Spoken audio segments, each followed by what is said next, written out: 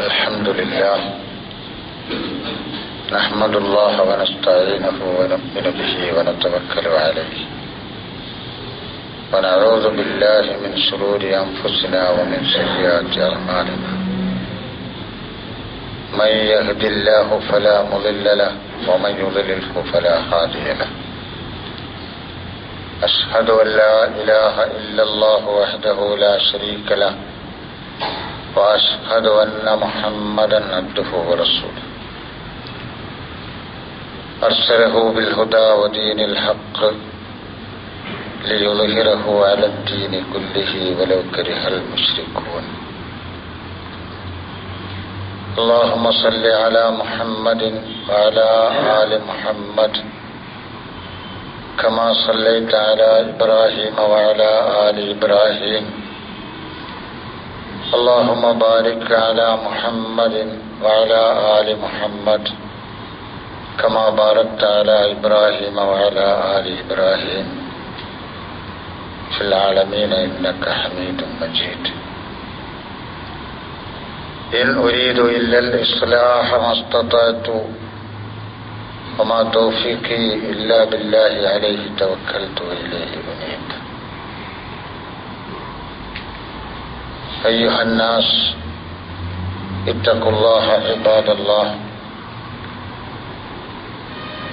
أعوذ بالله من الشيطان الرجيم بسم الله الرحمن الرحيم وما أرسلنا في قرية من نذير إلا قال مترفوها إنا بما أرسلتم به كافرون وقالوا نحن أكثر أموالا وأولادا وما نحن بمعذبين قل إن ربي يبسط الرزق لمن يشاء ويقدر ولكن أكثر الناس لا يعلمون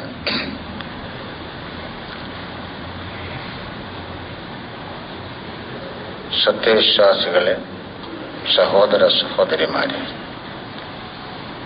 അള്ളാഹുവിൻ്റെ കൽപ്പനകൾ മനസ്സിലാക്കി അംഗീകരിച്ച് ജീവിക്കണമെന്ന് ആദ്യമായി വസിയത്ത് ചെയ്യുകയാണ്.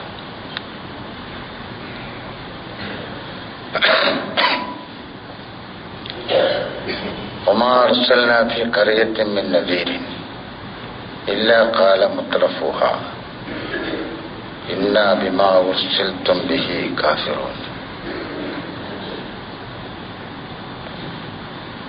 ഒരു നാട്ടിലും ഒരു മുന്നറിയിപ്പുകാരനെ നാം അയച്ചിട്ടില്ല. ആ മുന്നറിയിപ്പുകാരൻ വന്ന് ജനങ്ങൾക്ക് മുന്നറിയിപ്പ് നൽകുമ്പോൾ അവരിലെ സുഖലോലുപന്മാർ എന്നാണ് അതിന് പരിഭാഷ പറയേണ്ടത് എന്നെനിക്ക് അഭിപ്രായമില്ലെങ്കിലും അങ്ങനെ പറയുകയാണ്. സുഖലോലുപന്മാര് പറഞ്ഞു, നിങ്ങൾ ഏത് സന്ദേശവുമായിട്ടാണോ ഞങ്ങളെ സമീപിച്ചിട്ടുള്ളത് ആ സന്ദേശത്തെ ഞങ്ങൾ നിഷേധിക്കുകയാണ്. ഞങ്ങൾ നിങ്ങളുടെ എതിർപക്ഷത്താണ്. അവർ പറഞ്ഞു, ഖാലു നഹ്നു അക്സറു അംവാലൻ വ ഔലാദൻ, ഞങ്ങളാണ് കൂടുതൽ സമ്പന്നർ, ഞങ്ങൾക്കാണ് ജനസ്വാധീനമുള്ളത്, ധാരാളം മക്കളും കുടുംബങ്ങളും പിന്തുണയുമൊക്കെ ഞങ്ങൾക്കാണ്. അതുകൊണ്ട് തന്നെ ഞങ്ങൾ ഒരു വിധത്തിലും ശിക്ഷിക്കപ്പെടുകയില്ല, ശിക്ഷ അനുഭവിക്കേണ്ട ഗതികേട് ഞങ്ങൾക്കുണ്ടാവില്ല. ഖുൽ പറയൂ, ഇന്ന റബ്ബി യബ്സുത്തു റിസ്ഖ ലിമൻ യശാ വയഖ്ദിർ, ജീവിതത്തിലെ വിഭവങ്ങൾ വളരെ വിശാലമായി നൽകുന്നതും മറ്റു പലപ്പോഴും അത് നിയന്ത്രിക്കുന്നതും എന്റെ നാഥനാണ്. വലാകിന്ന അക്സറൻ നാസി ലാ യഅലമൂൻ, മഹാഭൂരിപക്ഷം മനുഷ്യർക്കും ഈ യാഥാർത്ഥ്യം അറിഞ്ഞുകൂടാ. പിന്നെ ഒരു കാര്യം സത്യമെന്ന നിലക്ക് പറഞ്ഞു കൊടുക്കുകയാണ്. ഒമാ അംവാലുക്കും വലാ ഔലാദുക്കും ബില്ലത്തി യുഖർരിബുനാ ഇലല്ലാഹി ഇൻദനാ സുൽഫ. ഒമാ അംവാലുക്കും വലാ ഔലാദുക്കും ബില്ലത്തി തുഖർരിബുക്കും ഇൻദനാ സുൽഫ. നിങ്ങളുടെ സമ്പത്തോ സന്തതികളോ നിങ്ങളുടെ ജനസ്വാധീനമോ എന്നിലേക്ക് നിങ്ങളെ കൂടുതൽ അടുപ്പിക്കുവാനുള്ള മാർഗമായി നിങ്ങൾ മനസ്സിലാക്കരുത്. അള്ളാഹു പറയുന്നു, അള്ളാഹുവിലേക്ക് അടുക്കാനുള്ള മാർഗമാണ് അത്, സമ്പത്തും സന്തതികളും എന്ന് നിങ്ങൾ കരുതരുത്. ഇല്ലാമൻ ആമന വഅമില സ്വാലിഹൻ, സത്യം അംഗീകരിച്ചുകൊണ്ട് ജനങ്ങൾക്ക് ഉപകാരപ്പെടുന്ന നല്ല കാര്യങ്ങൾ ചെയ്ത് ജീവിക്കുന്നതാരോ അവരാണ് എന്റെ സാമീപ്യം സിദ്ധിച്ചവർ. അവർക്കേ എന്നോട് അടുക്കാൻ കഴിയൂ, അവരോടെ ഞാനും അടുക്കുകയുള്ളൂ. അവർക്കാണ് ഇരട്ടി പ്രതിഫലം ലഭിക്കുക. ഫൗലായിക ലഹും ജസാഉൽ ദിഅഫി ബിമാ അമിലു. അവർ ചെയ്ത പ്രവർത്തനങ്ങളുടെ ഫലമായി അവർക്ക് ചെയ്തതിനേക്കാൾ ഇരട്ടി ഇരട്ടി പ്രതിഫലം കിട്ടും. അവരല്ലാഹുവിന്റെ അനുഗ്രഹീത സ്വർഗത്തിൽ സന്തോഷത്തോടുകൂടി ജീവിക്കുകയും ചെയ്യും. ചില കാര്യങ്ങൾ വളരെ ചെറിയ ലളിതമായ കാര്യങ്ങൾ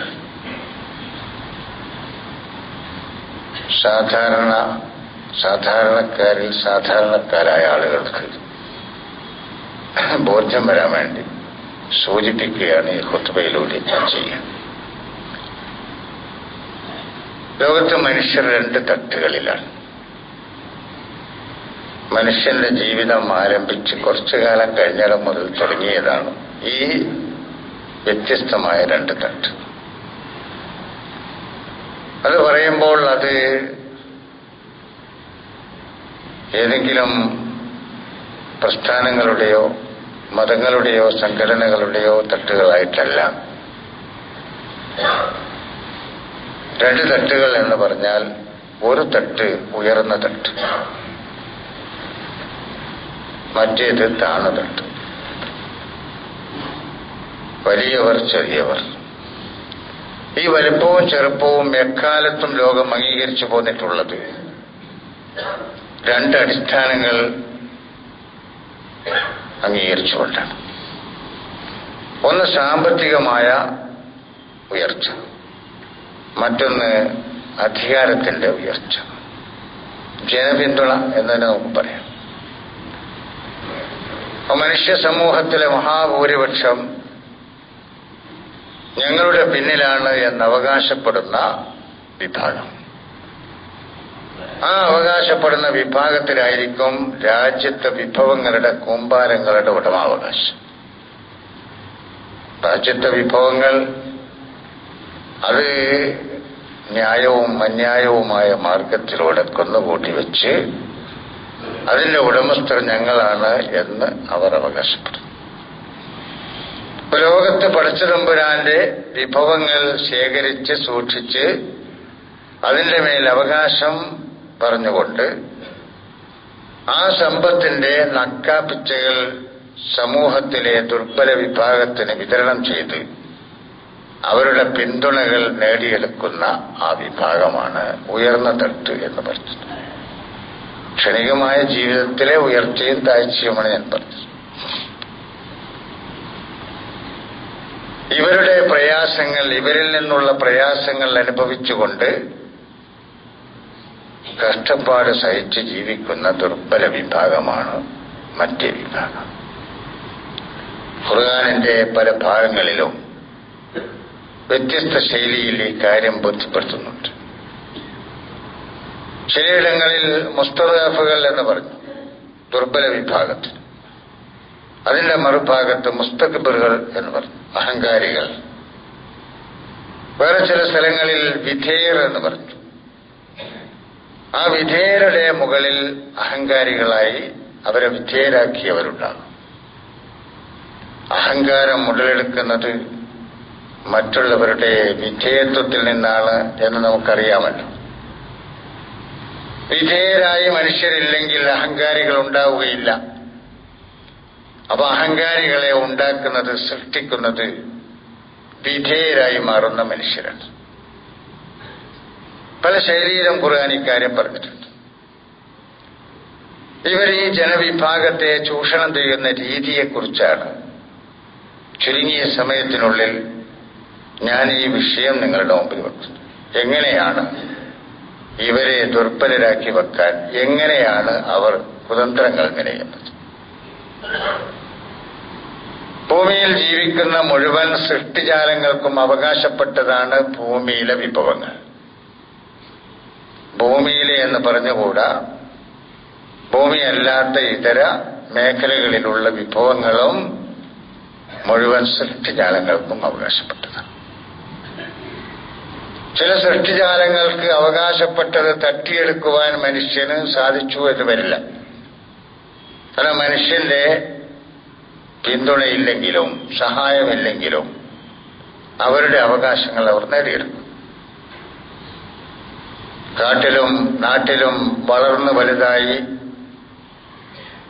പൂവും കായുമായി ഫലങ്ങൾ നൽകിക്കൊണ്ടിരിക്കുന്ന മരങ്ങൾ, ആ മരങ്ങളോട് മനുഷ്യർ അനീതി കാണിക്കാറുണ്ടെങ്കിലും ആ മരങ്ങൾ ഈ ഭൂമിയിൽ വളരുന്നതിന് ആ മരങ്ങൾ അങ്ങനെ ഇഷ്ടം പോലെ വളർന്നു വരും. അത് തടയാനോ അത് വലിച്ചെടുക്കുന്ന വിഭവങ്ങൾ തടയാനോ മനുഷ്യന് കഴിയില്ല. നമ്മുടെ തന്നെ ആവശ്യങ്ങൾക്ക് വേണ്ടി നമ്മൾ കൃഷി ചെയ്യുന്ന മരങ്ങളെയല്ല ഞാൻ പറയും. മലകളിലും കാടുകളിലും ഒക്കെയുള്ള മരങ്ങൾ, ഭൂമിയിലെ അവയ്ക്ക് ആവശ്യമായ മുഴുവൻ വിഭവങ്ങളും നമുക്ക് നൽകിക്കൊണ്ടിരിക്കുന്ന വിഭവങ്ങളൊക്കെ അതിലുണ്ടാവും. പക്ഷെ ഈ ഭൂമിയിൽ നിന്ന് അവയ്ക്ക് കിട്ടേണ്ടത് വലിച്ചെടുക്കുന്നതിന് മനുഷ്യന് തടസ്സം നിർത്താൻ കഴിയില്ല. ഇനി ജീവജാലങ്ങൾ, സ്വതന്ത്രമായി ഭൂമിയിൽ മേഞ്ഞുകൊണ്ടിരിക്കുന്ന അള്ളാഹുവിന്റെ സൃഷ്ടികളിലെ എണ്ണമറ്റ കന്നുകാലി മൃഗങ്ങൾ, പറവകൾ, അങ്ങനെ ഞാൻ പറയേണ്ടതില്ല. അതിന്റെ ഒന്നും ജീവിതത്തിന്റെ മുമ്പിൽ മുട്ടുണ്ടാക്കാൻ നമുക്ക് കഴിയില്ല, തടസ്സമുണ്ടാക്കാൻ കഴിയില്ല. ചിലപ്പോ നിയന്ത്രണങ്ങളൊക്കെ നമ്മൾ ഏർപ്പെടുത്തുമായിരിക്കാം, പക്ഷെ അതിനൊക്കെ അതിജീവിച്ചുകൊണ്ട് അവരാണ്. പിന്നെ മനുഷ്യൻ ഇവിടെ ചൂഷണം ചെയ്യുന്നത് അവനെപ്പോലെ ഈ ഭൂമിയിൽ വന്ന് തന്നെ പോലെ തന്നെ വിഭവങ്ങൾ അനുഭവിച്ച് ജീവിക്കുവാൻ അവകാശപ്പെട്ട മനുഷ്യരെ പരശുതമ്പുരാൻ നേർക്ക് നേരെ കൊടുക്കുന്നതിൽ നിയന്ത്രണം ഏർപ്പെടുത്തുവാൻ ഇതുവരെ മനുഷ്യന് കഴിഞ്ഞിട്ടില്ല. അതാണ് മനുഷ്യന് ശ്വസിക്കാൻ വായുവില് ഓക്സിജൻ ധാരാളമായി അള്ളാഹു നൽകിയത്. അതേപോലെ ഇപ്പൊ നമുക്ക് കിട്ടിക്കൊണ്ടിരിക്കുന്ന അള്ളാഹുവിന്റെ ഏറ്റവും വലിയ നിഅമത്തായ വെള്ളം, ഇത് അള്ളാഹു ആകാശത്തുനിന്ന് വീഴ്ത്തുന്നു എന്നാണല്ലോ പറഞ്ഞത്. അതിന്റെ ശാസ്ത്രീയമായ പഠനമൊക്കെ ഇവിടെ നടക്കുന്നുണ്ടാവാം. അതൊക്കെ പൂർണ്ണമായ പഠനമാണെന്നോ അവരെത്തിച്ചേർന്ന നിഗമനങ്ങൾ സത്യമാണെന്നോ നമുക്ക് അഭിപ്രായമില്ല. ആകാശങ്ങളിൽ നിന്ന് നാം വീഴ്ത്തി നിങ്ങൾക്ക് വെള്ളമെന്നാണ് അള്ള പറഞ്ഞത്. അതെവിടെ നിന്ന്, ആകാശത്തിന്റെ ഏത് ഭാഗത്തുനിന്ന് വരുന്നു? നമുക്ക് കാണും ഇങ്ങനെ മേഘങ്ങളൊക്കെ വരുന്നതൊക്കെ. അതുണ്ടായത് കടലിൽ നിന്നാണ്. മരം വെട്ടിയാൽ പിന്നെ അതുണ്ടാവില്ല, വെള്ളം ഉണ്ടാവില്ല എന്നൊക്കെ ആൾക്കാർ പറയും. ആൾക്കാർക്ക് അങ്ങനെ പലതും പറയാമല്ലോ. പക്ഷേ ഭൂമിയിലേക്ക് വരുന്ന വെള്ളം ഈ ഭൂമിയിൽ നിന്ന് മുകളിലേക്ക് പോകുന്ന നീരാവിയേക്കാൾ എത്രയോ ഇരട്ടിയാണ്. ഇതെവിടുന്ന് വരുന്നു? അത് അള്ളാഹു ആർക്കും പ്രത്യേകമായി പങ്കുവെക്കാതെ നൽകി. അതിന്റെ മേൽ ഉടമാവകാശമില്ല. വെള്ളത്തിന്റെ മേൽ ഉടമാവകാശമില്ല. അത് ദാഹിക്കുന്നവരുടെ അവകാശത്തിൽപ്പെട്ടതാണ്, അതേപോലെ ഉപയോഗിക്കുന്നവരുടെ അവകാശത്തിൽപ്പെട്ടതാണ്. എന്റെ സ്ഥലത്താണ് ഒരു വെള്ളത്തടാകമുള്ളതെങ്കിൽ ഒരുപക്ഷെ എനിക്ക് താൽക്കാലികമായ നിയന്ത്രണങ്ങൾ ഏർപ്പെടുത്തുവാൻ അനുവാദമുണ്ടായി എന്ന് വരാം, സ്ഥിരമായിട്ടല്ല. വെള്ളമില്ലാതെ കഷ്ടപ്പെടുമ്പോൾ ഏത് ഭൂമിയിൽ എവിടെയായാലും ആരുടെ തടാകമായാലും അത് മറ്റുള്ള ജീവജാലങ്ങൾക്ക് ഉപയോഗിക്കാനുള്ളത്. അത് യഥേഷ്ടം അല്ലാഹു നൽകുകയും ചെയ്യുന്നുണ്ട്. ചില മേഖലകളിൽ നിയന്ത്രിക്കും. അങ്ങനെ അല്ലാത്ത കുറെ കാര്യങ്ങളുണ്ട്. അവിടെ നിന്ന് അങ്ങോട്ട് പോയാൽ പിന്നെ മനുഷ്യന്റെ ജീവിതത്തിൽ ഏറ്റവും പ്രധാനപ്പെട്ട ഒരാവശ്യമാണല്ലോ വിശപ്പ് മാറ്റുക. ഈ ആവശ്യത്തിന്റെ പൂർത്തീകരണത്തിന് വേണ്ടി അവൻ അധ്വാനിക്കണം. ആരായാലും അധ്വാനിക്കണമെന്നാണ്. അധ്വാനിക്കാതെ ജീവിക്കുന്ന മനുഷ്യൻ കുറ്റക്കാരനാണ്. അവൻ സമ്പന്നനായാലും ശരി, ദരിദ്രനായാലും ശരി, അധ്വാനിക്കണം. ഏത് രീതിയിൽ അധ്വാനിക്കണം അത് അള്ളാഹുവിന്റെ പ്രവാചകന്മാരോ വിവരിച്ചിട്ടില്ല. ഓരോരുത്തരും അവരവരുടെ മേഖലയിൽ നിന്നുകൊണ്ട് അധ്വാനിക്കുവാൻ ബാധ്യസ്ഥരാണ്. ചിലപ്പോൾ ബുദ്ധിപരമായ അധ്വാനമായിരിക്കും, ചിലപ്പോൾ കായികമായ അധ്വാനമായിരിക്കും. പക്ഷെ അധ്വാനം വേണം. അധ്വാനിക്കാതെ ഈ ഭൂമിയിൽ മനുഷ്യൻ അവൻ ചുമതലാബോധമുള്ളവനായി കഴിഞ്ഞാൽ, മുക്കല്ലഫായി കഴിഞ്ഞാൽ, അധ്വാനശേഷി അവനിൽ ഉണ്ടാകുമ്പോഴൊക്കെ അവൻ അധ്വാനിച്ചുകൊണ്ടിരിക്കണം. അങ്ങനെയാണ് സമയം അല്ലാഹു ക്ലിപ്തപ്പെടുത്തിയിരിക്കുന്നത്. തന്ന് ചുരുങ്ങിയത് 8 മണിക്കൂറെങ്കിലും ഒരു മനുഷ്യൻ വർദ്ധനവിന് വേണ്ടി പണിയെടുക്കണം, വളർച്ചയ്ക്ക് വേണ്ടി.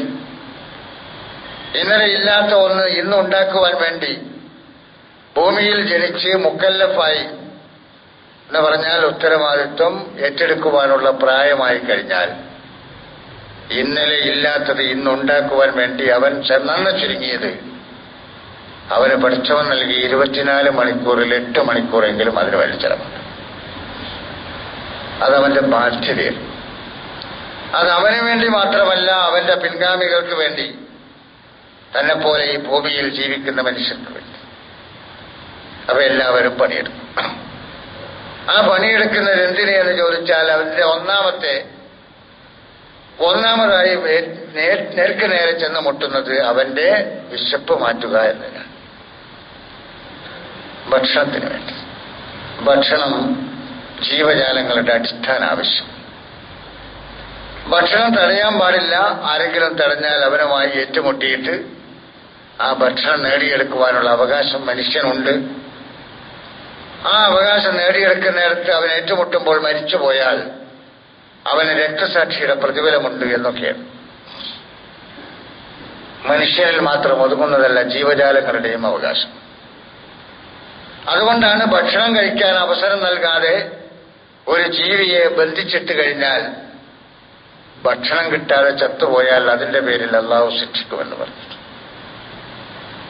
അതുകൊണ്ടാണ് ഒരു വലിയ രാഷ്ട്രം ഭരിച്ചുകൊണ്ടിരിക്കുന്ന ഒരു ഭരണാധികാരി, അദ്ദേഹം വളരെ വേദനയോടുകൂടി ഒരു രാത്രിയിൽ പറഞ്ഞത്, എന്റെ രാജ്യാതിർത്തിയിൽ എവിടെയെങ്കിലും ഒരു ആട്ടിൻകുട്ടി തിന്നാൻ കിട്ടാതെ ചത്തുപോയാൽ പടച്ചതമ്പുരാൻ മഹ്ശറിൽ അതിനെക്കുറിച്ച് എന്നോട് ചോദിക്കുമെന്ന് ഞാൻ ഭയപ്പെടുന്നു എന്നാൽ അതിന്റെ അടിസ്ഥാന ആവശ്യം. തിന്നാൻ കിട്ടുന്നില്ലെങ്കിൽ തിന്നാൻ കൊടുക്കണം, കൊടുക്കാൻ കഴിയുന്നില്ലെങ്കിൽ അതിനെ അഴിച്ചുവിടണം. അതെവിടെയെങ്കിലും പോയി തിന്നുകൊള്ളട്ടെ. പൂച്ചയെ കെട്ടിയിട്ട് തിന്നാൻ കൊടുക്കാതെ ചത്തുപോയതിന്റെ പേരിൽ ആ കെട്ടിയിട്ട ആളെ പടച്ചതമ്പുരാൻ നരകശിക്ഷ നൽകി എന്ന് പറഞ്ഞ് പ്രവാചകൻ ആലങ്കാരികമായി നമ്മെ ചില കാര്യങ്ങൾ പഠിപ്പിച്ചപ്പോൾ പറഞ്ഞല്ലോ. അതതിന്റെ അടിസ്ഥാന ആവശ്യമായതുകൊണ്ടാണ്. ഇത് മനുഷ്യന്റെ ഏറ്റവും വലിയ അടിസ്ഥാന ആവശ്യമാണ്. പക്ഷേ ഈ അടിസ്ഥാന ആവശ്യത്തിന്റെ പൂർത്തീകരണത്തിന് പ്രബലരും ദുർബലരും സ്വീകരിച്ചിരിക്കുന്ന മാർഗം ഒന്നാണ്. അതുകൊണ്ടാണ് ഇവരെ ദുർബലരാക്കുവാൻ പ്രബലർക്ക് കഴിയുന്നത്. വിശക്കുമ്പോൾ വിശപ്പ് മാറ്റുന്ന ഭക്ഷണം മാത്രമേ വേണ്ടതുള്ളൂ. ആ ഭക്ഷണത്തിന്റെ കോലവും അതിന്റെ രീതിയുമൊക്കെ വ്യത്യസ്തമാകാം. വിശപ്പ് മാറണം. എനിക്ക് ഉച്ചസമയത്ത് വിശക്കുന്നുവല്ലാതെ ആ വിശപ്പ് മാറാൻ എനിക്ക് കിട്ടിയത് ഒരൽപ്പം ഗോതമ്പിന്റെ കഞ്ഞിയാണെങ്കിൽ അത് മതി. എന്റെ വിശപ്പ് മാറ്റാൻ 2 ദോശയാണ് കിട്ടിയതെങ്കിൽ അത് മതി. അവന്റെ വീട്ടിൽ വളരെ വിഭവസമൃദ്ധമായ ഭക്ഷണമുണ്ട്. അതുകൊണ്ട് എനിക്കും അത് വേണമെന്ന മനസ്സ് ആദ്യം കൊന്നുകളയുക. എന്നിട്ട് ഈ രണ്ട് ദോശ കിട്ടാത്തവൻ ഇപ്പുറത്തുണ്ടല്ലോ താഴെ, അവനേക്കാൾ ഞാൻ അനുഗ്രഹീതനല്ലേ, എനിക്ക് ദോശ കിട്ടിയല്ലോ, എനിക്ക് ഒരു കഞ്ഞി കിട്ടിയല്ലോ, ഗോതമ്പിൻ്റെതായാലും, അതല്ല 2 പഴം കിട്ടിയല്ലോ വിശപ്പ് മാറ്റാൻ. അള്ളാഹു നിനക്ക് നൽകിയത്, അതല്ലെങ്കിൽ നിന്റെ കയ്യിൽ വന്നു കിട്ടിയത്, ആ വന്നു കിട്ടിയതിൽ നിനക്ക് സംതൃപ്തനാകാൻ കഴിയുമെങ്കിൽ നീ ആരാകുമെന്നോ ആരുടെയും മുമ്പിൽ കൈനീട്ടാത്ത ആശ്രയമില്ലാത്തവനായി നീ മാറും.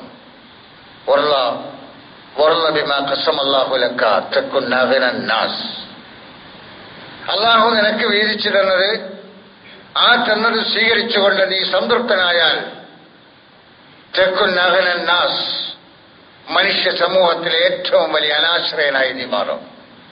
ആശ്രയമില്ലാത്തവൻ ആശ്രയിക്കേണ്ടി വരുന്നത് എപ്പോൾ?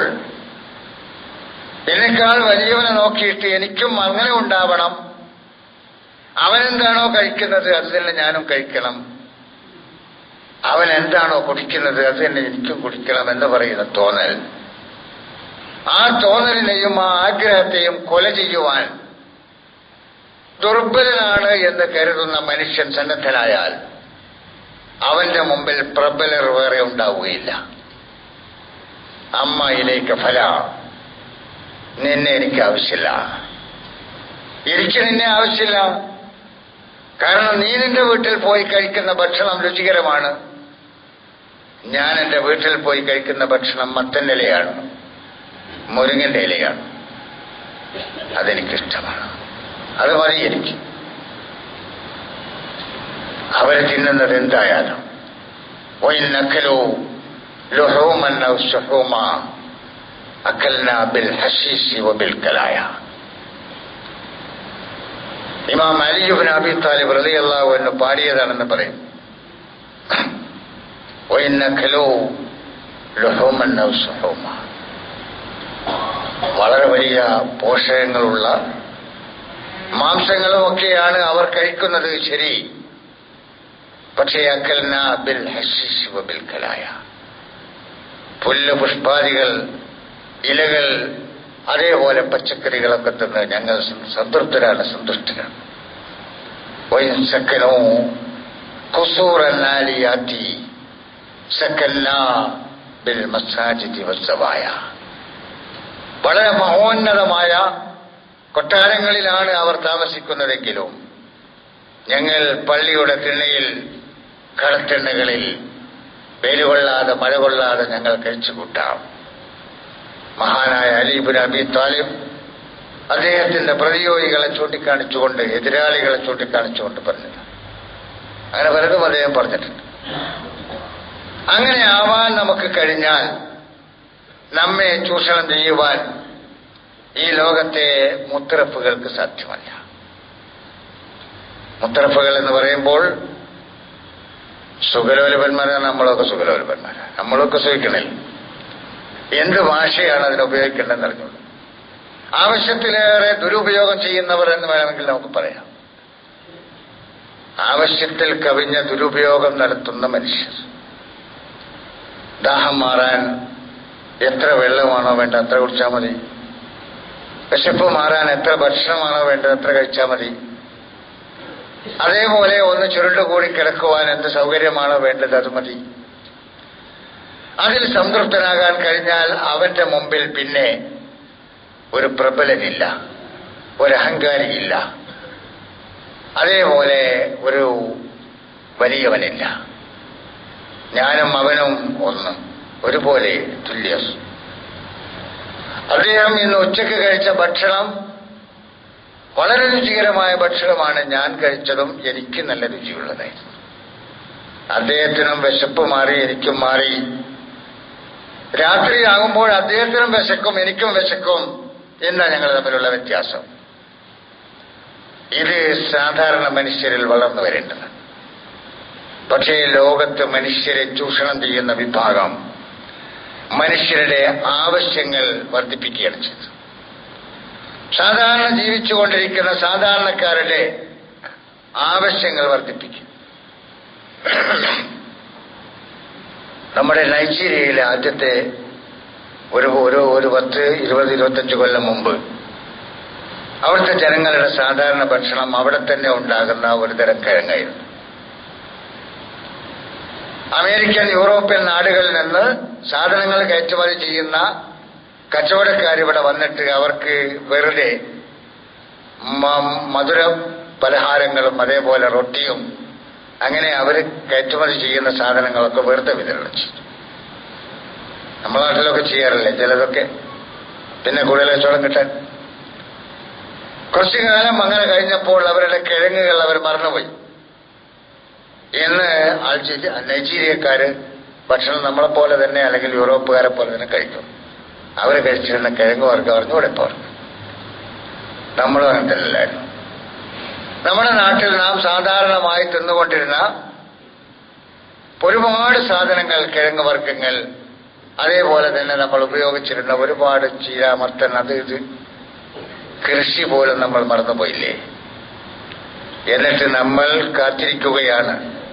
എന്താണ് കാത്തിരിക്കുന്നതെന്ന് ചോദിച്ചാൽ, വളരെ പെട്ടെന്ന് വീട്ടിലേക്ക് കൊണ്ടുപോകാൻ പറ്റുന്ന, അടുപ്പ് കത്തിക്കേണ്ടതില്ലാതെ, അടുപ്പിൽ പണിയെടുക്കേണ്ടതില്ലാതെ, അടുക്കളയിൽ പണിയെടുക്കേണ്ടതില്ലാതെ ഫാസ്റ്റ് ഫുഡ് എന്നൊക്കെ പറയുന്ന സാധനം പെട്ടെന്ന് വാങ്ങിക്കൊണ്ടുപോയിട്ട് നമ്മൾ അങ്ങനെ എല്ലാവരും ആ ശീലം അതിൽ മാത്രം ഒതുങ്ങുന്നില്ല. നമ്മൾ അടിസ്ഥാന ആവശ്യമായ ഭക്ഷണത്തിന്റെ കാര്യത്തിൽ നാം വരുത്തി തീർത്ത മാറ്റം നമ്മളല്ല, ബോധപൂർവം മറ്റൊരു വിഭാഗം ആ മാറ്റം വരുത്തിക്കൊണ്ടുവന്നു. അതുകൊണ്ട് അവർക്ക് നമ്മളെ ചൂഷണം ചെയ്യാൻ കഴിയും. ചൂഷണം ചെയ്തപ്പോൾ നമ്മൾ ദരിദ്രരായി, നമ്മുടെ ഉള്ള വരുമാനം കൊണ്ട് ജീവിക്കുവാൻ കഴിയാത്തവരായി. ഒരു ദിവസം പണിയെടുത്താൽ 250 300 രൂപ കൂലി കിട്ടുന്ന ഒരാള് ആ കിട്ടിയതിനേക്കാൾ കൂടുതൽ ചെലവാക്കാനാണ് ശീലിക്കുന്നതെങ്കിൽ അയാൾക്ക് അടിയന്തരമായ ആവശ്യങ്ങൾ പിന്നെ വന്നാലോ? വിദ്യാഭ്യാസം വന്നു, ആ സമയം വന്നാൽ കാശ് വേണം, ഇയാളുടെ ഡെയിലി വരുമാനത്തിൽ നിന്ന് മാറ്റിവെക്കാൻ കഴിഞ്ഞില്ല, അയാൾ കടം വാങ്ങേണ്ടി വരും. അപ്പോഴാണ് അദ്ദേഹത്തിന്റെ ഉമ്മാക്ക് സുഖമില്ലാതെ വന്നു. ഒരു പ്രാവശ്യം ചികിത്സിക്കാൻ അദ്ദേഹം കടം വാങ്ങി. ആ കടം തീർക്കാൻ അദ്ദേഹത്തിന്റെ ഒരുപക്ഷെ താമസിക്കുന്ന വീട് തന്നെ വിൽക്കേണ്ടി വന്നിട്ടുണ്ടാവാം, പണയപ്പെടുത്തേണ്ടി വന്നിട്ടുണ്ടാവാം. മാസങ്ങൾ കഴിഞ്ഞപ്പോൾ ഉമ്മാക്ക് വീണ്ടും സുഖമില്ലാതെ വന്നു. ആ ഉമ്മായെ ചികിത്സിക്കണമെങ്കിൽ കടം വേണം. കടം ഒരാൾ തരുമോ? വെറുതെ തിരിച്ചു കൊടുക്കണ്ടേ? അപ്പൊ ഞാൻ എന്റെ ഉമ്മായെ ചികിത്സിക്കാതിരുന്നാലോ? അവനത് ആ പള്ളിയുടെ മെമ്പറിൽ നിന്നുകൊണ്ട് പ്രസംഗിക്കുന്ന എന്റെ ഉമ്മാനെ സുഖമില്ലാതെ നോക്കിയിട്ടില്ല. അവൻ ആക്ഷേപം. ഉമ്മാനെ നോക്കിയിട്ടില്ല, ചികിത്സിച്ചിട്ടില്ല, മരുന്ന് കൊടുത്തിട്ടില്ല, ഡോക്ടറെ അടുത്ത് കൊണ്ടുപോയിട്ടില്ല എന്ന് എന്ത് പറഞ്ഞുകൊണ്ട് എന്നെ ആക്ഷേപിക്കുന്ന ആൾ എന്തുകൊണ്ട് അദ്ദേഹത്തിന്റെ ഉമ്മയെ ചികിത്സിക്കാൻ വേണ്ടി ഒരുങ്ങിയില്ല? എന്തെങ്കിലും പ്രയാസമുണ്ടോ? അത് അന്വേഷിക്കുന്ന ആരെങ്കിലും ഈ ആരോപണങ്ങളും ആക്ഷേപങ്ങളും ഉന്നയിക്കുന്നവരിൽ ഉണ്ടാവാറുണ്ടോ? ഏതെങ്കിലും ഒരു മനുഷ്യനെ കുറ്റപ്പെടുത്തുമ്പോൾ ആ കുറ്റപ്പെടുത്തുന്ന മനുഷ്യന്റെ സ്ഥിതി എന്തായിരുന്നു എന്ന് അന്വേഷിച്ചു വേണ്ടേ കുറ്റപ്പെടുത്താൻ? അതില്ല. അപ്പോഴദ്ദേഹം വീണ്ടും കടക്കാരനായി മാറി. പിന്നെ കടം കിട്ടാതെ വരുമ്പോൾ അദ്ദേഹം മോഷ്ടിക്കാൻ പോകേണ്ടി വരും, പിടിച്ചുപറിക്കാൻ പോകേണ്ടി വരും. ഇനി അതുമല്ലെങ്കിൽ അദ്ദേഹം ഏതെങ്കിലും ഒരു തൊഴിലെടുക്കുന്ന ആളാണ്, ഒരു ഉദ്യോഗസ്ഥനാണെങ്കിൽ അദ്ദേഹത്തിന്റെ ശമ്പളം കൊണ്ട് മതിയാകാതെ വരുമ്പോൾ അദ്ദേഹത്തിന് കിമ്പളം വാങ്ങേണ്ടി വരും, അദ്ദേഹം കൈക്കൂലി വാങ്ങേണ്ടി വരും. എന്തിനാണ് വാങ്ങുന്നതെന്ന് ചോദിച്ചാൽ, അദ്ദേഹം സാധാരണ ജീവിച്ചു പോകുന്ന രീതിയിൽ അങ്ങ് പോയിരുന്നുവെങ്കിൽ അദ്ദേഹത്തിന് മിച്ചം വെക്കാൻ കഴിയുമായിരുന്നു. 300 രൂപ ദിവസം വരുമാനമുള്ള ആൾ 250 രൂപ ചിലവാക്കി 50 രൂപ ഭാവിക്ക് വേണ്ടി മാറ്റിവെച്ചിരുന്നുവെങ്കിൽ, അതേപോലെ അദ്ദേഹവും തന്റെ കുടുംബത്തിലെ അധ്വാനിക്കാൻ കഴിവുള്ളവരും അവരെ കൊണ്ട് ചെയ്യാൻ കഴിയുന്ന അധ്വാനങ്ങളൊക്കെ ചെയ്തുകൊണ്ട് മറ്റു വരുമാനങ്ങൾ ഉണ്ടാക്കാൻ ശ്രമിച്ചിരുന്നുവെങ്കിൽ, നന്ന ചുരുങ്ങിയത് മാർക്കറ്റിൽ പോയി വാങ്ങുന്ന പച്ചക്കറി സാധനങ്ങൾ സ്വന്തം വീടിന്റെ അടുക്കളത്തോട്ടത്തിൽ ഉണ്ടാക്കി അത് ഉപയോഗിക്കുവാൻ കഴിഞ്ഞിരുന്നുവെങ്കിൽ അദ്ദേഹത്തിന്റെ വരുമാനം വർദ്ധിക്കുമായിരുന്നു. അതുകൊണ്ട് ആവശ്യത്തിൽ കൂടുതൽ ചെലവഴിക്കുന്ന സ്വഭാവം, ആ സ്വഭാവം ഉണ്ടാകുമ്പോൾ അവർ മുത്തറഫുകളായി മാറുകയാണ്. ആ മുത്തറഫുകളായി മാറുന്ന അവർ പിന്നെ അവസാനം കടക്കാരായി മാറുകയാണ്. ചിലപ്പോഴൊക്കെ ഞാൻ തമാശക്ക് പറയാറുള്ളത് പോലെ സുഖലോലുപന്മാരായി ജീവിച്ച് ദൂർത്തടിച്ച് അവസാനം ഈ ദൂർത്തന്മാരുടെ അടുത്ത തലമുറ, ആ തലമുറ പിന്നെ മറ്റുള്ളവരുടെ മുമ്പിൽ കൈനീട്ടേണ്ട ഇരപ്പാളികളായി മാറും. അതിന്റെ അടുത്ത തലമുറ പിന്നെയും അധ്വാനിച്ചുകൊണ്ട് ചിലപ്പോൾ അവരുടെ ജീവിതം മുമ്പോട്ട് കൊണ്ടുപോകും. മിച്ചം വെച്ച് അവർ പിന്നെ മുതലാളിമാരാകും. ആ ഒരു രീതി നമ്മൾ സ്വീകരിക്കുന്നില്ല. നമ്മൾ സ്വീകരിക്കാൻ ആഗ്രഹിച്ചാൽ പോലും നടക്കുകയില്ല. പറയുന്ന എനിക്ക് പോലും നടപ്പിലാക്കാൻ കഴിയാത്ത കാര്യങ്ങൾ ഞാൻ പറയാം. വല്ല ചികിത്സ, ഏറ്റവും ലളിതമായി ചികിത്സിക്കാൻ പറ്റുന്ന വല്ല ഇടവുമുണ്ടോ? അന്വേഷിക്കുന്ന സ്വഭാവം രോഗികളെ ചികിത്സിക്കുന്ന ആളുകൾക്കോ രോഗികൾക്കോ ഇല്ല. ഏറ്റവും വലിയ ആശുപത്രി എന്ന് പറയുന്നത് ഏറ്റവും കൂടുതൽ കാശ് ചെലവാക്കുന്ന ആശുപത്രി. ഏറ്റവും കൂടുതൽ കാശ് ചെലവാക്കുന്ന ആശുപത്രികളിൽ കൊണ്ടുപോയി ഒരുപാട് ലക്ഷങ്ങൾ ചെലവാക്കി ചികിത്സ നടത്തി. അതേ ചികിത്സ തന്നെ മറ്റേതെങ്കിലും മേഖലകളിൽ അതിനേക്കാൾ കുറഞ്ഞ ചെലവിൽ, ഇനി അതുമല്ല അതിനേക്കാൾ ചെറിയ കുറഞ്ഞ ചെലവിൽ വേറെ എവിടെയെങ്കിലും, അതിൽ സംതൃപ്തരാകാൻ രോഗികൾക്ക് കഴിയില്ല, രോഗികളുടെ ബന്ധുക്കൾക്ക് കഴിയില്ല. കാരണം എന്റെ ഉമ്മ എവിടെയാണ് കിടക്കുന്നത്? എന്റെ ഉമ്മ ഇവിടുത്തെ ജില്ലാ ആശുപത്രിയിലാണ്. സഹിക്കാൻ കഴിയില്ല. എനിക്ക് സഹിക്കാൻ കഴിഞ്ഞാലും എന്റെ മറ്റു ബന്ധുക്കൾക്ക് കഴിയില്ല. ഒരു സാധാരണ ഗവൺമെന്റ് ആശുപത്രിയിൽ കൊണ്ടുപോയി ചികിത്സിക്കുവാൻ നമ്മുടെ മനസ്സനുവദിക്കൂല. അവിടെ നമ്മൾ കിടക്കാരാണ്. ആവശ്യങ്ങൾ വർദ്ധിക്കുക. അങ്ങനെ ആവശ്യങ്ങൾ വർദ്ധിപ്പിച്ചുകൊണ്ട് നമ്മളെ ചൂഷണം ചെയ്യുന്ന വിഭാഗം, അവരാണ് ഇന്ന് ലോകത്തെ നയിക്കുന്നത്. എവിടെയും അവരാണ്. ലോകത്തിന്റെ ചരിത്രത്തിൽ തന്നെ ആ മേഖലയിൽ നമുക്ക് പരിശോധിച്ചാൽ അവരാണ് ഈ ഭൂലോകത്തെ നയിക്കുന്നത്. ഒരുപടി സമ്പന്ന വിഭാഗം.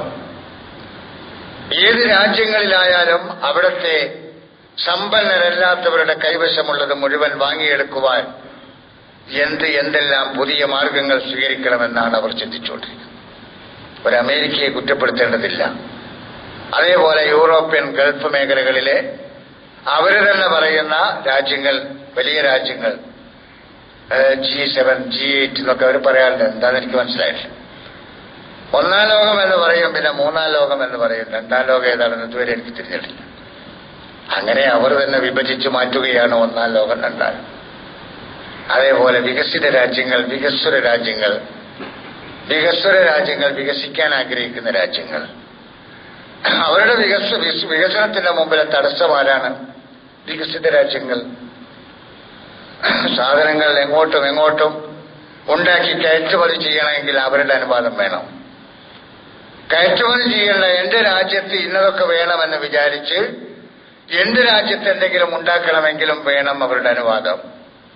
അവരുടെ ചൊൽപ്പടിക്ക് നിൽക്കാത്തവരാണെങ്കിൽ അവിടെ അവർ ഏർപ്പെടുത്തും ഉപരോധം. ആ ഉപരോധം ഏർപ്പെടുത്തുവാൻ വേണ്ടി അവർ എല്ലാവിധ സൗകര്യങ്ങളും ലോകത്തുണ്ടാക്കി വെച്ചിട്ടുണ്ട്. അതിൽപ്പെട്ടതാണ് ലോകത്തിലെ ഐക്യരാഷ്ട്രസഭ എന്ന് പറയുന്ന ഏറ്റവും വലിയ അക്രമികളുടെ സഭ. അതിൽപ്പെട്ടതാണ് ലോകത്തിലെ ഏറ്റവും വലിയ അക്രമം ചെയ്യുവാൻ വേണ്ടി പ്രേരണ നൽകുന്ന സെക്യൂരിറ്റി കൗൺസിൽ എന്ന് പറയുന്ന അഖില ലോക രക്ഷാസമിതി, അഖില ലോക ശിക്ഷാസമിതി. ആരെ അവർക്ക് ശിക്ഷിക്കണമോ അവരെ ശിക്ഷിക്കുവാൻ വേണ്ടി അനുവാദം കൊടുക്കുന്ന ഒരു സമിതി. അങ്ങനെ ലോകത്ത് മറ്റാരും വികസിക്കാൻ പാടില്ല, ഞങ്ങൾ മാത്രം. നിങ്ങളതുണ്ടാക്കാൻ പാടില്ല, ഞങ്ങളതുണ്ടാക്കും. ഞങ്ങൾക്ക് അതുണ്ടാക്കാനുള്ള ലൈസൻസ് അത് നേരത്തെ ഉണ്ട്. ആര് തന്നു? അത് അള്ളാഹു തന്നു. അവർക്ക് അള്ളാഹു കൊടുത്ത് നടത്തണേ. എന്നിട്ട് ഞങ്ങൾ ആറ്റം ബോംബ് ഉണ്ടാക്കും, നിങ്ങൾ ഉണ്ടാക്കാൻ പാടില്ല. ആറ്റം എനർജി ഞങ്ങൾ ഉപയോഗിക്കും, നിങ്ങൾക്ക് ഉപയോഗിക്കാൻ പാടില്ല. ആറ്റമിക് എനർജി ഉപയോഗിക്കാനുള്ള അനുവാദം നിങ്ങൾക്കില്ല. അതുകൊണ്ട് നിങ്ങളെ പരിശോധിക്കണം. അതുകൊണ്ട് ആറ്റമിക് എനർജി ഉണ്ടോ ഇല്ലേ എന്ന് പരിശോധിക്കാൻ ഒരു സമിതി. ഏതോ ഒരു ബലാലായിരുന്നു ഇതുവരെ അതിന്റെ ഈ സമൂഹത്തിലെ ജാതി സമുദായത്തിലെ ഒരു ശൈത്താൻ. ഇപ്പൊ ആ ചെയ്ത്താൻ മാറിയിട്ട് വേറെ ചെയ്ത്താൻ വന്നു. ലോകത്ത് എവിടെയെങ്കിലും അതുണ്ടോ?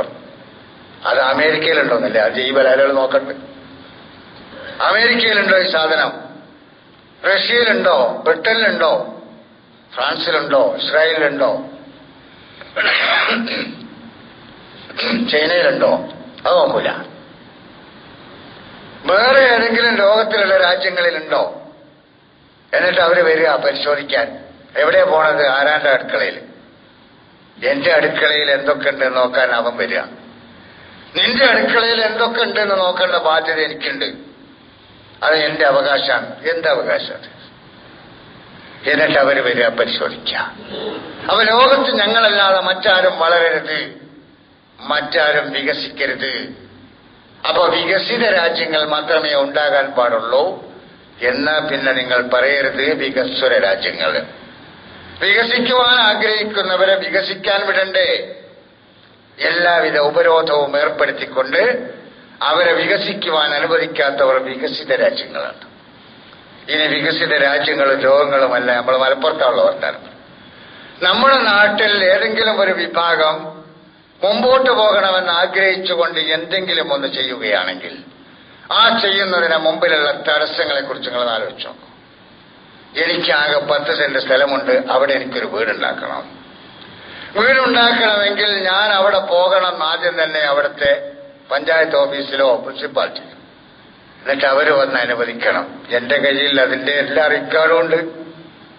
എനിക്ക് ആധാരമുണ്ട്. എന്റെ ഭൂമിയിൽ എനിക്ക് താമസിക്കാൻ ഒരു വീടുണ്ടാക്കണമെങ്കിൽ ഇവിടെ നിലവിലുള്ള ഗവൺമെന്റ് ഏർപ്പെടുത്തിയിട്ടുള്ള കുറ്റകരമായ പണി, മനുഷ്യനെ വളരാൻ അനുവദിക്കാത്ത പണി. എന്റെ കയ്യിൽ കുറച്ച് കാശുണ്ട്. എനിക്ക് ആ കാശ് മുടക്കിക്കൊണ്ടൊരു കച്ചവടം ചെയ്യണം. എന്നാൽ എന്റെ കുട്ടികൾ പട്ടിണിയില്ലാതെ ജീവിച്ചു പോകും. അതിനുവേണ്ടി ഞാൻ ഒരുങ്ങിയാൽ അവിടെ വന്നു എല്ലാവിധ തടസ്സങ്ങളും. എന്നിട്ട് അവിടെ ആ ടാക്സ്, ഈ ടാക്സ്, കച്ചവട ടാക്സ്, ചൈൽഡ് ടാക്സ്, എന്തൊക്കെയാണ് ഞാൻ പഠിച്ചതമ്പുരാനെ. എവിടെയെങ്കിലും ഇത് ഉൽപ്പാദിപ്പിക്കുന്നിടത്ത് ഒരിടത്ത് ടാക്സ് കൊടുത്താൽ പോരെ? ഒരു സാധനം ഉൽപ്പാദിപ്പിച്ച് പുറത്തിറക്കുമ്പോൾ അവിടെ ഒരു ടാക്സ് കൊടുത്താൽ പോരെ? അവിടുന്ന് കൊണ്ടുവന്നൊരു കടയിൽ, ആ കടയിൽ നിന്ന് വാങ്ങുമ്പോൾ അയാൾ ടാക്സ്, പിന്നെ അവിടുന്ന് കൊണ്ടുവന്ന് വേറെ ചെറിയ കടയിൽ വെച്ചാൽ അവിടെ ടാക്സ്. ഈ സാധനം ഇങ്ങോട്ട് പോകുമ്പോൾ ടാക്സ്. ആരായി ടാക്സ് വാങ്ങുന്നത്? എന്തായി ചെയ്യണത്? എന്തിനാണ് നിയമം? മനുഷ്യനെ നശിപ്പിക്കുവാനോ അതല്ല മനുഷ്യനെ സൗകര്യം ചെയ്തു കൊടുക്കാനോ? ഒരു കാര്യത്തിൽ മാത്രം ഒതുങ്ങുന്നതല്ല ഇത്. നമ്മുടെ നാട്ടിൽ, നമ്മുടെ ഗ്രാമത്തിൽ, നമ്മുടെ പട്ടണങ്ങളിൽ സ്വൈരമായി നമുക്ക് ജീവിച്ചു പോകുന്നതിന് മുമ്പിലുള്ള തടസ്സമാരാണ്? അത് ഈ മുത്തറഫുകളാണ്. കാരണം ഈ അധ്വാനിക്കുന്ന മനുഷ്യന്റെ മുഴുവൻ അധ്വാന ഫലവും ഏറ്റെടുത്തുകൊണ്ട് പണിയെടുക്കാതെ സുഖലോലുപന്മാരായി ഞങ്ങൾക്ക് ജീവിക്കണം.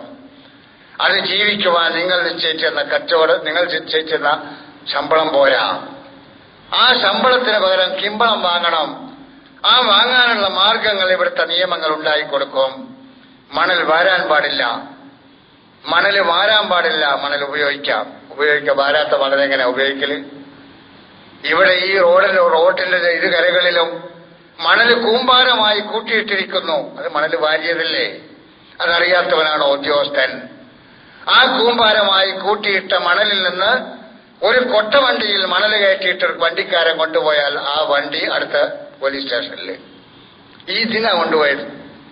എന്ത് നിയമം? ആരാണ് ഈ നിയമം ഉണ്ടാക്കുന്നത്? മനുഷ്യരുപകാരപ്പെടുന്ന നിയമമാണോ നിങ്ങൾ ഉണ്ടാക്കുന്നത്? മനുഷ്യരുപകാരപ്പെടുന്ന നിയമമാണോ നിങ്ങൾ നടപ്പിലാക്കുന്നത്? ഇത് ചോദ്യം ചെയ്യാൻ ഇവിടെ ആരാളുള്ളത്?